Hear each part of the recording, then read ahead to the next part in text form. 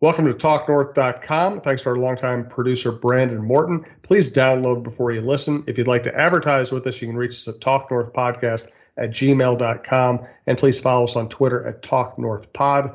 Two promo codes to be aware of. BiteSquad.com. Use the promo code TalkNorth to get your first delivery free. And go to SodaStick.com, the great local apparel company. Use the promo code YouBetcha to get free shipping on any sized order.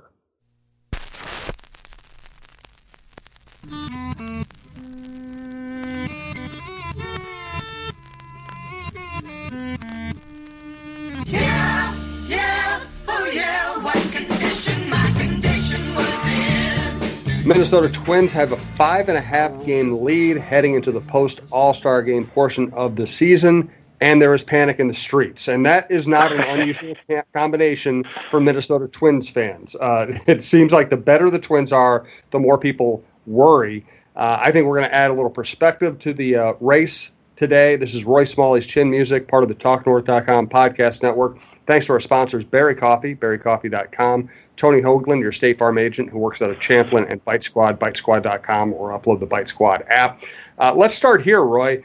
The Twins, listen, they have not played their best baseball the last 3 weeks. You basically predicted that was coming with all the injuries and a fairly tough schedule. Now we are starting a fascinating stretch of baseball. We're going to probably see some trades. What is your expectation for the Twins, and how does the schedule shape your view of the season right now? The schedule really does shape my view of the season, and should shape, I think, the expectation, the view of all Twins fans. The ebbs and flows, not only the season, but of the schedule and who teams are playing at what times, really is what determines, other than injuries, really determines how teams are going to do against each other in the standings. And the perfect example is the Twins have an 11.5 game lead over the Indians. The Indians get into a very soft spot in the schedule. At the same time, the Twins are playing a tougher part of the schedule, and they got, over the course of 3 or 4 weeks, 8 guys hurt. And so the combination of those resulted in Cleveland gaining 6 games on it, and going from 11.5 games to 5.5 games, and it's pretty easy to panic and say, oh my gosh, it's not going to work. Except that I would submit 2 things.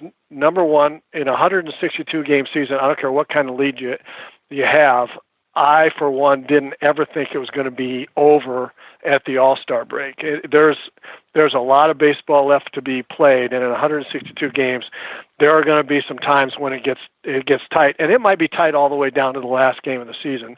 I think we can, we should not be surprised if that happens. But the second thing, having to do with the schedule, is the Twins in the first half of the season had some streaks of where the schedule was really good to them in terms of playing inferior teams, while Cleveland was playing good teams, and the Twins, to their credit, beat the heck out of those teams, which is what you have to do if you're gonna win.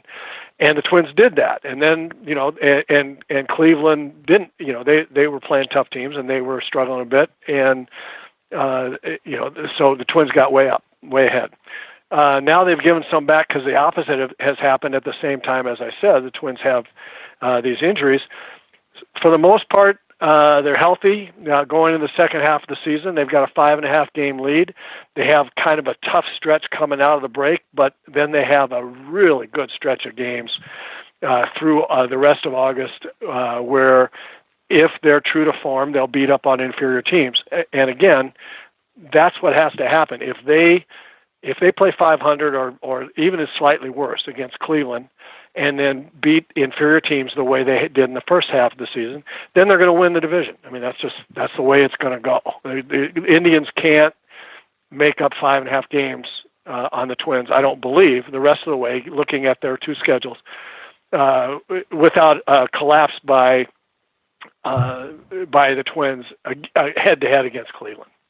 Right, and that's the way I view it too. So I don't want to overemphasize importance of a series in mid-July. The Twins could get – I've seen it I saw it happen a lot in the 2000s. Chicago would sweep the Twins, people would panic, and then the Twins would go on a run and win the division, or they'd come back and win the division, whatever.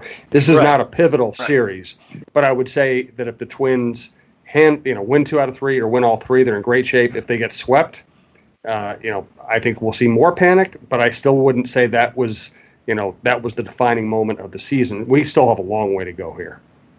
A long way to go. And I can't even tell you how many times in seasons past when the Twins ended up winning their division, when with 2 weeks left or 3 weeks left, it was, pretty much over now, right? I mean, they can't do it from here. And I would say, no, they're 2 or 3 weeks. A lot can happen in 2 or 3 weeks, and then we get down to the last week, and there's no way. And then they'd win 6 out of 7 games and win the division. So there's so many things that are going to happen the rest of the way that I know people will be wringing their hands and gnashing their teeth, but we ought to wait until mid-September before we get into that in any real earnest.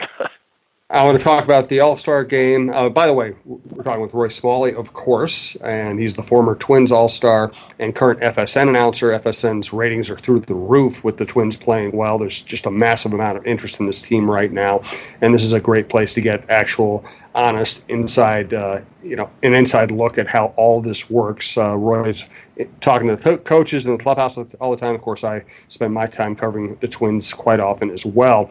I do want to thank Berry Coffee, berrycoffee.com. Our friend Steve Brem. I'm going to be ordering some more Bull Run Roast, which is Berry Coffee's proprietary blend. I've been enjoying it, and I'm about to order some more, but Roy can tell you more about Steve Brem's company. Well, we talk every week about the various things that are great about Berry Coffee and that business. But one thing that we haven't talked about that much, and I was thinking about this, and I really think it's significant. They cover the entire state of Minnesota. So I mean, we're not just talking about Minneapolis, St. Paul. For people that are listening to us around the state. I mean, from Rochester to Duluth, Brainerd to Sioux Falls, South Dakota, and everywhere in between. They've got very strong business clients all over the state. And what I'm hearing that is some of the most important pieces of why they like Berry Coffee is because they have 24-hour service by factory-trained technicians. I mean, so many, and I've learned in my association with Steve, I've learned more and more about the coffee business than I'd ever dreamed that I would know. But people come to Berry Coffee oftentimes because of that service.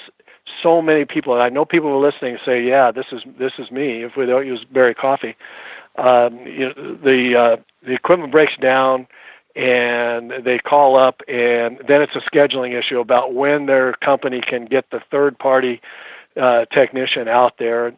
In a nutshell, Berry Coffee is a 24/7 place, and some of the biggest accolades they get. We talk about their coffee all the time and all their various products. Some of the best accolades for Berry Coffee come from the fact that, holy cow, something went wrong, and in within 24 hours everything was fine again, no matter where they were in the state. So pretty cool. I mean, I like I say, I'm learning more about the coffee business all the time, but there aren't too many people that, if anybody, that can make that kind of statement about service. Yeah, and the times I've had an issue or just had a question, Steve himself responds immediately. So, and I've seen them around working with the companies. Berrycoffee.com. Check them out. You will not be disappointed in products or service. So what do you think of the All-Star Game and the Home Run Derby? And, I've always thought baseball had the best All-Star Game. I thought it was another, good, worthwhile game. A lot of sports do not have worthwhile All-Star games. And I'm also interested in your view of the Home Run Derby as an entertainment event at this point. Well, that will be interesting for me to give you my view because I didn't watch it. Oh, okay. It kind of bores me, frankly. I think it's cool, and I watch it most of the time. But And the ability of these guys, even against batting practice pitching, to hit the amount of home runs that they hit. I read about it the next day, and I mean, the guys that finished first and second, and the number of home runs that they hit, during the course of the whole thing is really it's impressive under that kind of spotlight and pressure and all that kind of stuff. It's pretty. I mean, people don't realize how hard it is to hit a baseball even in batting practice. So I mean, it's great. I mean, it was great. But I like it except for I don't know how to say this well, but just the TV coverage of it. I mean, people having to say stuff about it all the time, about every pitch and every swing and where it's going. And it's just after a while, maybe I should watch it and turn the sound down or something. But after a while, it's like I don't know. But onto the right. The best part of the whole break, that is the game, the All-Star game itself. You're right. It's a meaningful game. The players really want to win, even though now they appear to be, they're doing other things. They're having fun. They're mic'd up. I mean, that's a fun, part of that whole deal. And I thought the game was terrific. When you have pitching staffs like pitchers in either league, and they're pitching one inning at a time, so they're airing it out. There's nothing to hold back. So you see guys. I mean, the average fastball is, 97 miles an hour. I mean, it's just nasty, nasty stuff. And you never get a second or third at bat against one guy. You get one chance. And, I mean, it's no wonder that the pitchers dominate. And you have to say, in this era of home runs and offense, to watch pitchers of that caliber dominate the way they did in that game was really pretty cool. I thought it was extra special cool to watch that kind of stuff going up there. And then, when Jorge Polanco drives in a run against a tough guy and, Joey Gallo hits a laser rocket, for what turned out to be the winning run. I mean, those are cool moments. And even in a game where pitching is dominant, where it's not a home run derby in the game itself. First of all, I apologize for knocking over my microphone while Roy was talking. I'm a complete klutz. That was the loud sound you heard. And I agree with you. And the other cool thing is obviously the way Polanco hit that ball, he was ready to play in an all-star game. And we've seen Barrios go from a guy who couldn't keep his composure pitching in a midsummer game, in the big leagues as a young pitcher to being somebody who looks completely comfortable in an all-star game. Oh man, he threw some nasty stuff up there. After giving up the leadoff double, he was the next three hitters had no chance. That was pretty fun to watch too.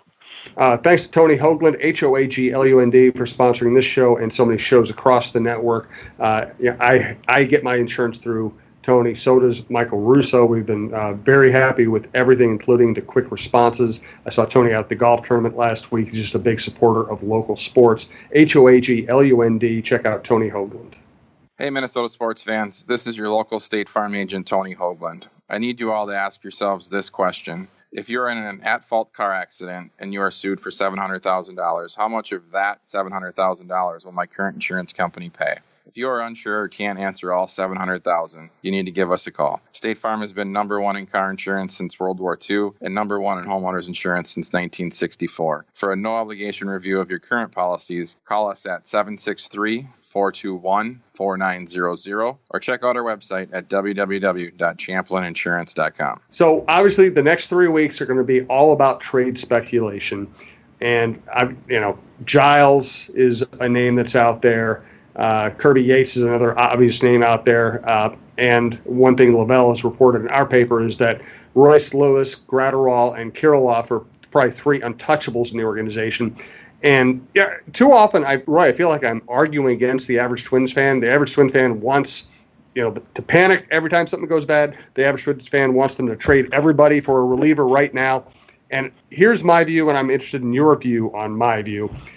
I would not give up a young prospect who I really believed was going to be good for the organization for a minimum of 6 years for somebody who's going to pitch maybe 20 innings in the Twins uniform. I mean, yes, I would love to see a top-line reliever come in here, But I think there should be untouchables. If you actually believe these guys are going to be all-star performers over a long period of time at a low price. There's no question about that you're right about that. And here's the thing that we have to